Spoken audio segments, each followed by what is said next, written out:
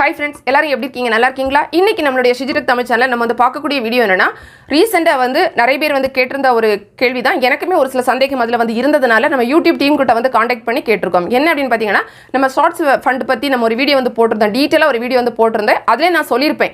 இந்த வீடியோல நான் கவர் பண்ணாத ஒரு டாபிக் வந்து நீங்க கேட்டிங்கனா நான் உங்களுக்கு திரும்ப வந்து வீடியோ போடுறேன் அப்படினு சொன்னேன். சோ அதுல வந்து ஒரு விஷயம் சொன்னதுதான் பட் இருந்தாலும் நிறைய பேருக்கு அது சந்தேகம். ரெண்டு விஷயம் என்னன்னு பார்க்கலாம். நம்பர் 1 அவங்க வந்து நிறைய பேர் கேட்டது என்ன அப்படினா அந்த யூடியூப்லேயே வந்து பார்த்தீங்கன்னா நமக்கு வந்து ஷார்ட்ஸ்லேயே ஒரு சில மியூசிக் வந்து கொடுத்துருக்காங்க. தமிழ் பாட்டெல்லாம் கூட இருக்குது. அதாவது நீங்கள் வேறு எங்கேயாவது போய் எடுக்கக்கூடாது, அந்த ஷார்ட்ஸ்லேயே கொடுத்துருக்கக்கூடியது அது வந்து போட்டால் நமக்கு வந்து இது எலிஜிபிளாக அந்த மாதிரி வந்து கேட்டாங்க. நானுமே சேம் கொஸ்டின் வந்து பார்த்தீங்கன்னா அப்புறமா யூடியூப் டீம் மெம்பர்ஸ்ட்டு நான் வந்து கேட்டிருந்தேன். அவங்க கொடுத்தது பதில் என்ன அப்படின்னா நம்ம எலிஜிபிளா அப்படின்னு கேட்கும்போது அவங்க வந்து வேறு மாதிரி ஆன்சர் கொடுக்க ஆரம்பிச்சிட்டாங்க. அவங்க என்ன சொன்னாங்கன்னா என்ன மெத்தட்லாம் பண்ண உங்களுக்கு ஸ்க்ரீன்ஷாட் வந்து போட்டு விட்றேன், பார்த்தா தெரியும். ஸோ அந்த மாதிரிலாம் அவங்க சொன்னாங்க. அதுக்கப்புறமா சரி எப்படா இவங்கள்ட்ட கேள்வியை கேட்கலாம் அப்படின்னு சொல்லிட்டு திரும்ப என்ன மாதிரி கேட்டேன் அப்படின்னா இது வந்து நாங்கள் ஷார்ட்ஸ் மியூசிக் வந்து யூஸ் பண்ணால் நீங்கள் வந்து அதை கன்சிடர் பண்ணுவீங்களா அப்படின்னு வந்து கேட்டேன். ஸோ அதுக்கு வந்து என்ன போட்டாங்கன்னா ஓகே அந்த மாதிரி தான் போட்டாங்க, பண்ணுவாங்க அப்படின்னு போட்டிருக்காங்க. ஸோ நம்ம யூடியூப் அந்த ஷார்ட்ஸில் இருக்கக்கூடிய மியூசிக் வந்து நம்ம யூஸ் பண்ணாலும் அவங்க வந்து ஓகே அப்படின்னு சொல்லியிருக்காங்க. இது நான் சொன்ன பதில் கிடையாது, நான் உங்களுக்கு அப்படியே ஸ்க்ரீன்ஷாட்டில் வந்து போட்டு விடுறேன். ஏன் அப்படின்னா நாளைக்கு ஃபியூச்சரில் வந்து ஏதாவது ப்ராப்ளம் வந்து ஏன் மேலே பழிய போட்டுறாதீங்க. நான் வந்து கேட்டு அவங்க சொன்ன பதில் தான் நான் உங்ககிட்ட வந்து சொல்லிட்டு இருக்கேன். ஸோ அது தாராளமாக ஷார்ட்ஸ் மியூசிக்கை வந்து நம்ம வந்து யூஸ் பண்ணிக்கலாம். ஆனால் இதில் இன்னொரு விஷயம் வந்து பார்த்தீங்கன்னா சில பாட்டு வந்து உங்களுக்கு ஷார்ட்ஸ் மியூசிக்கில் இருக்கும், யாராவது போட்டிருப்பாங்க. அதை பார்த்துக்கிட்டு நீங்கள் வந்து அதே பாட்டை வந்து ஷார்ட்ஸ் மியூசிக்கில் போய் எடுக்காமல் வேறு எங்கே இருந்தால் அதை எடுத்து போட்டிங்கன்னா அப்போ வந்து உங்களுக்கு எலிஜிபிளாக இருக்கவே செய்யாது, உங்களுக்கு காப்பிரைட் இஷ்யூ வந்து வரும்.